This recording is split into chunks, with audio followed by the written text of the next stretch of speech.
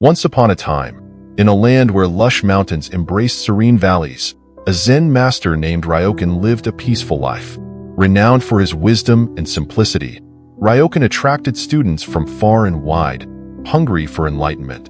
Among them was a curious young boy named Hoshi, eager to seek answers to life's profound questions. One warm afternoon, Ryokan and Hoshi set out for a stroll along a winding path that led to a majestic waterfall.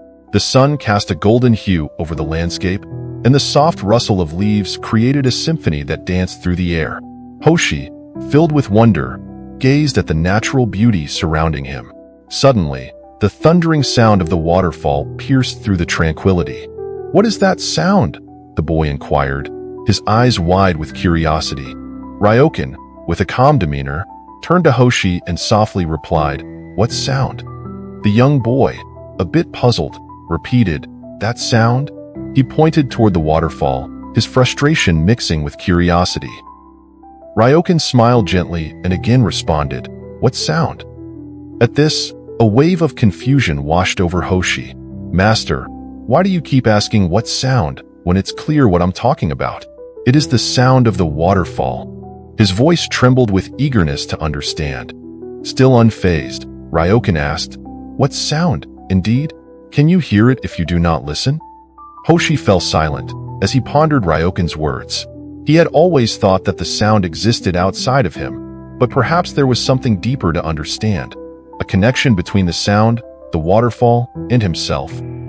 "Master, I do not understand," Hoshi finally admitted, casting his gaze down. "It's confusing." Ryokan gestured for Hoshi to join him as they sat on a rock nearby. "Let us listen together," he said, closing his eyes. Hoshi followed suit, striving to quiet his mind. As the initial frustration about the sound faded, he began to notice the delicate nuances of the waterfall, the splashing of water, the breeze whispering through the trees, even the faint chirping of distant birds. A strange sensation filled his heart, a sense of interconnectedness. "I hear it now," Hoshi murmured, a smile breaking across his face. "It sounds beautiful." "Indeed," Ryokan responded, his voice warm and soothing. "But remember, the beauty is not merely the sound itself. It also resides in your ability to perceive and appreciate it. The waterfall makes a noise, but it takes a listener to truly hear." After some moments basking in the soothing symphony of nature, Hoshi felt a spark ignite within him, a yearning to understand more than just sounds. "How can I learn to perceive life the way you do, Master?" Ryokan smiled knowingly, gesturing for Hoshi to rise. "Come, let us walk further." Side by side, they continued down the path, the distant roar of the waterfall fading into a gentle echo behind them. They wandered deeper into the lush green woods, where sunbeams danced through the leaves, casting playful patterns on the forest floor. Hoshi was hungry for wisdom, and he found it through observing nature's delights. As they walked, they encountered an elderly man struggling to chop wood, his face etched with the lines of exhaustion and effort. Hoshi watched intently as Ryokan approached the man, offering assistance. Hoshi followed, but felt himself growing restless. "Master, what wisdom is there in doing such physical labor?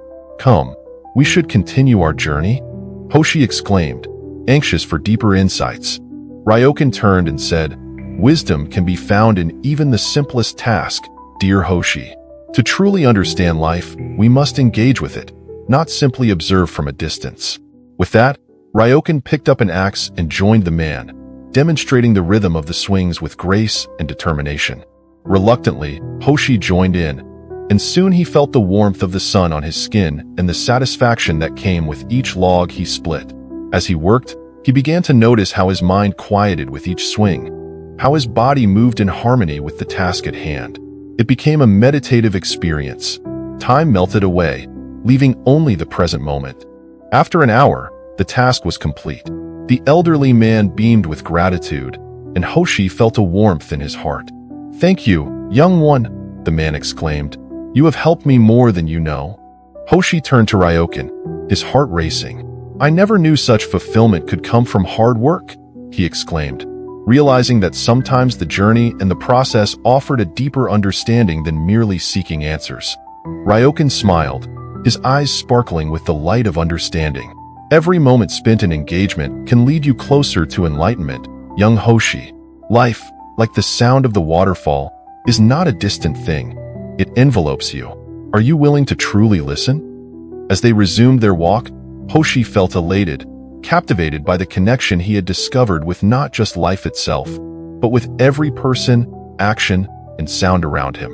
After some time, they reached the edge of the cliff that overlooked the vast valley, the waterfall now a soft murmur in the background. Hoshi stood in awe, the beauty stretching out before him.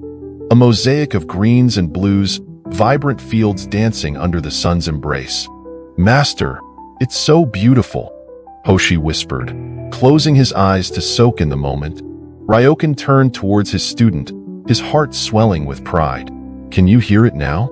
The beauty of life, the connection of all things? Understanding begins within you. Each experience, every sound, serves to deepen that connection." Hoshi opened his eyes, contemplating Ryokan's words. It was through action, observation, and presence that he was learning to perceive life richly. The thundering waterfall was not just a sound. It represented experiences, emotions, and the essence of being alive. As twilight approached, casting a golden light upon the serene valley, Hoshi turned to Ryokan. "Master, what is the purpose of life?" Ryokan smiled, pondering the question for a moment. The purpose of life is a journey of constant discovery. Each step you take holds lessons if you remain open and willing to learn. It is about being present, listening deeply, and embracing each moment, whether it brings joy or hardship. Hoshi felt a wave of realization wash over him. So the sound of the waterfall and the feeling of the sun, or the labors of the woods, they all have meaning? Precisely, Ryokan replied. You are learning not only to hear, but also to feel, to connect. In every moment, life reveals its lessons. Embrace them, and they shall guide you. As the sun dipped below the horizon, casting a deep orange hue across the sky, Hoshi felt a sense of profound peace. The journey with Ryokan had transformed him. He learned that true enlightenment was not a destination but a way of seeing and engaging with the world.